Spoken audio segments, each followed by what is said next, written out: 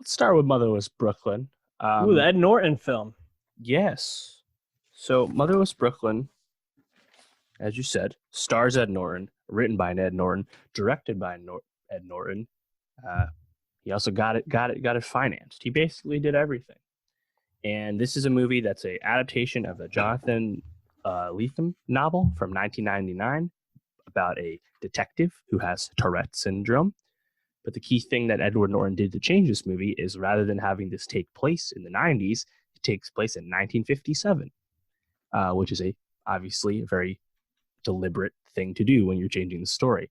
And I had not read the book, but by changing it to the 50s in New York, he's basically made a neo-noir movie, and it's shot and told in that way. And I just really appreciate this movie because it's just kind of a throwback in that regard. There's a little bit of narration at the beginning and the end, and you just kind of get that old school hardboiled detective feel, which I think is really fun, just because it's pretty rare.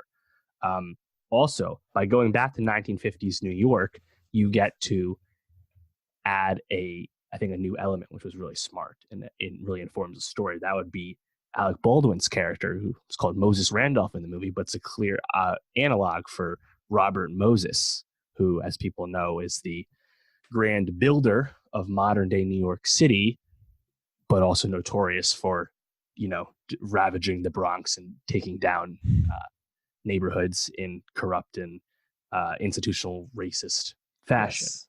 There you go. And the movie tackles that, I think, in a smart way. And you can certainly draw parallels till today, post 2016 US in New York, but Norton has maintained that he actually had this script written as of like 2012, and he'd been trying to make this movie for about 20 years. And you can understand the studio's uh, lack of interest in financing something so old school, so traditional. But he was able to get this across the finish line, which I think was just really admirable in general. That's why I really hope people would support it. But it only cost 26 million. I think for 26 million, man, this looks really good. It really looks like old school New York. The production design's great. The costumes are good. But it only made 3.5 million in like 1,300 theaters last week. So no one's seeing it, which I guess isn't a surprise. If people are going to see a New York movie, they're seeing Joker still. Yeah.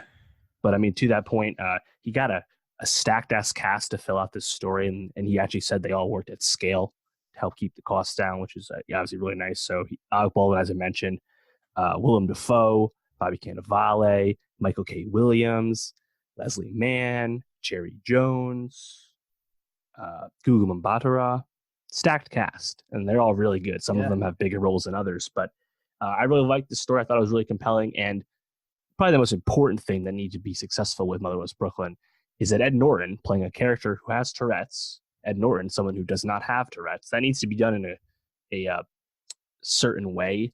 And the movie does not use the Tourette's as like a punchline or a joke. If anything, the movie's kind of teaching you about more empathy. And I think Norton actually mentioned that one of the other reasons he wanted to take the movie back 40 years was that in the story and in the movie as well, his character Lionel is referred to by his friends and his colleagues as like freak show sometimes, because obviously he has Tourette's and he has certain tics, and people just don't really act that way even in the 90s.